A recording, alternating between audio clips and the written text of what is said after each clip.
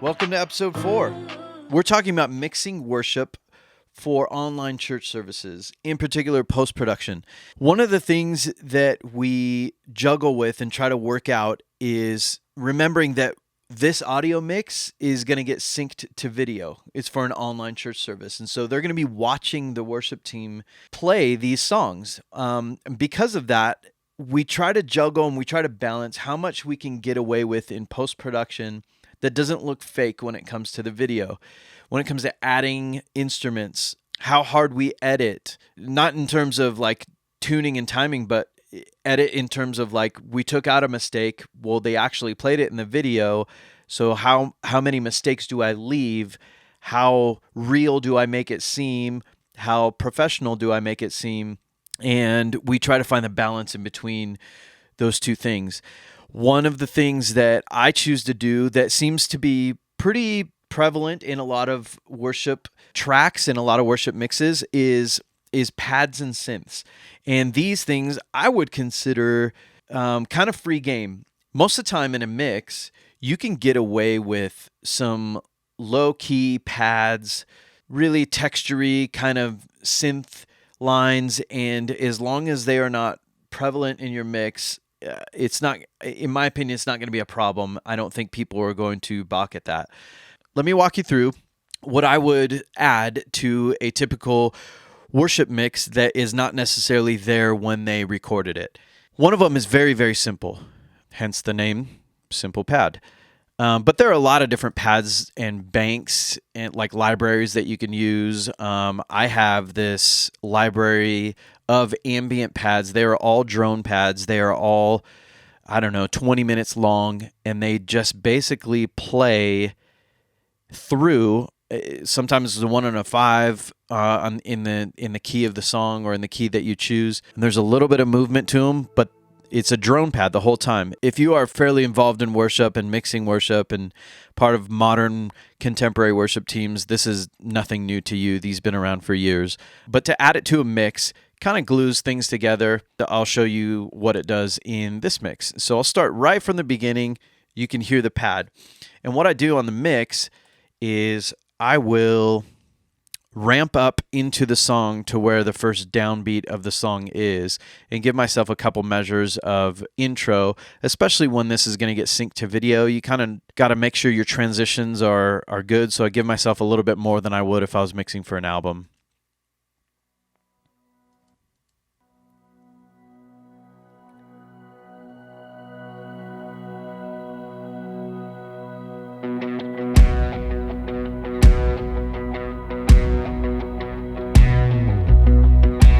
So that's the intro of that song, and you can hear that simple pad is right here in the mix, and it literally just goes through the entire mix and fades out at the end with the general fade out for the song, the fade out on my automated fade out on my 2-bus.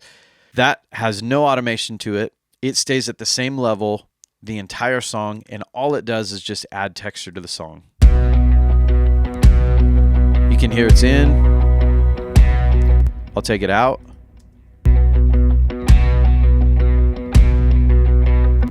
So it's adding quite a bit, even though it's very subtle and in the background. I'll play the mix and I'll take it in and out, and so you can hear the difference. This is out.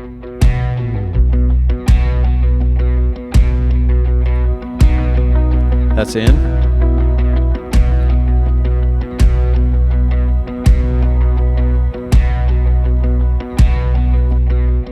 That's out. To me, it adds a lot of feel to the song. I do this on almost every single drone pad that I add to a song. I will put extreme low cut on the lows, all the way up to 170 in this case, but I play with that kind of on every song. And I boost the highs. Here's this pad just by itself with no EQ on it and no low cut. You can see from the RTA, it's taking up a lot of low end, and it's not really giving me that much information on the high end. So I'll boost the highs, you give it a little bit more sparkle, and I'll take out the lows. So it changes the character of the pad, but I don't want it interfering with any of my lows. especially since it's a drone pad and it's not changing chords, but my bass is changing chords, and really every other, at least rhythm instrument in there is changing chords. I don't want it to interfere with that low end at all. So I just eliminate it. So it's not an issue. The other thing that I do is, if you guys have any sort of synth generating VST instrument, like synth instrument or pad instrument, most DAWs come with some sort of native synth that you can get pads from, that you can get synth lines from, and things like that. And again, the whole point of this is for subtle texture and feeling and depth in the song. We're not trying to get lead lines. We're not trying to add something that's going to look fake or feel fake afterwards that people are going to question and say, where is that synth coming from? It's just to bring dynamics and depth to the song. And like we talked about last week, width to the song as well. I use this synth in predominantly bigger songs, more upbeat, bigger songs that fill up a lot of space, where there's a full drum kit, electric guitars, because I can hide it a little bit more. And then this synth, I actually play it through. This is called Omnisphere, pretty popular, especially in the worship world. And I actually downloaded a patch bank, a patch library from Peter James, who is from Hillsong. And this is an older patch library, but I use the same thing on like tons of worship mixes, and it's called his String Machine Pad. And the reason why I use it is because I like both ends of the spectrum that it delivers when I use my mod wheel. And I'll show you. If I play this,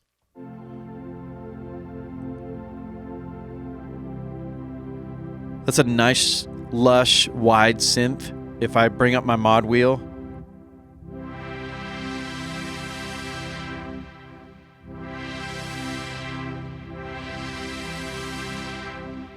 I can get a ton of dynamics in that range.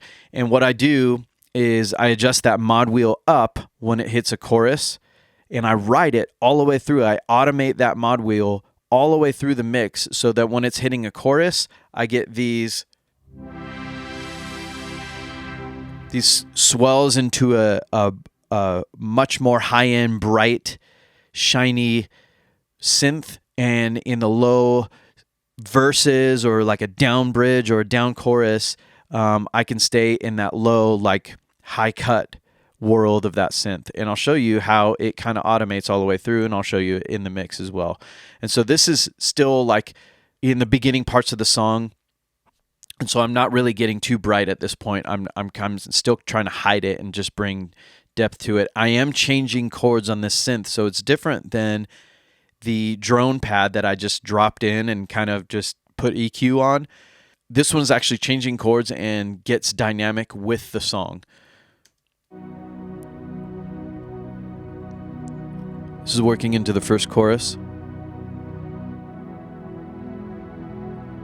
You can hear I'm gradually bringing up that mod wheel.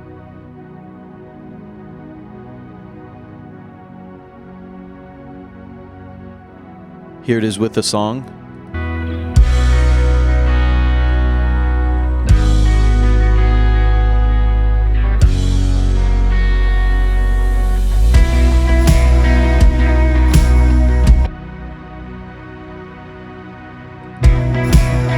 And then it goes back into a verse.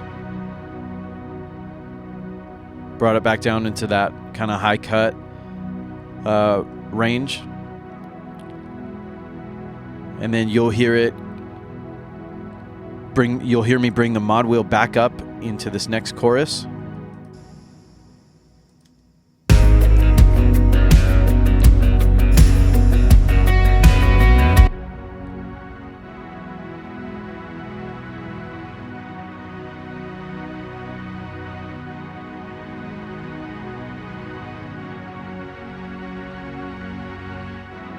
Gradually keeps kind of climaxing into that chorus, and then we have a down bridge, and I'll show you what the synth does in the down bridge.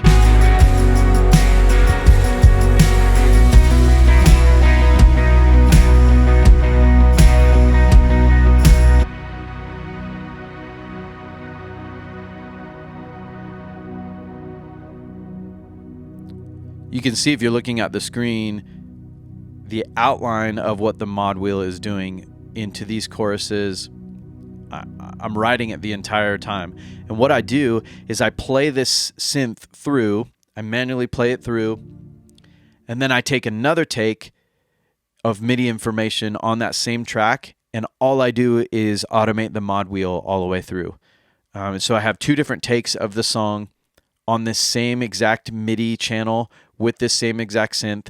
One is playing it, and one is the mod wheel dynamics all the way through. Here's an example of this final chorus.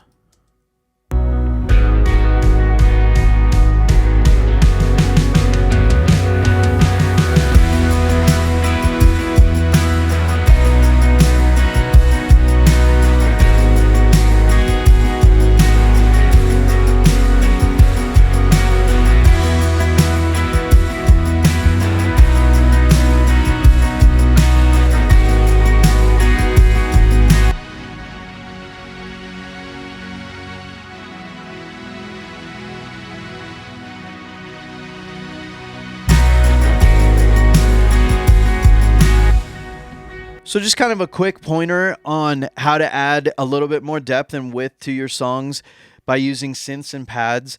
Not a super in-depth tutorial today, but definitely something that I feel like is needed and almost in every single mix that I do, and adds a lot of dynamics to your song, brings kind of that polished worship feel, brings emotion to the song.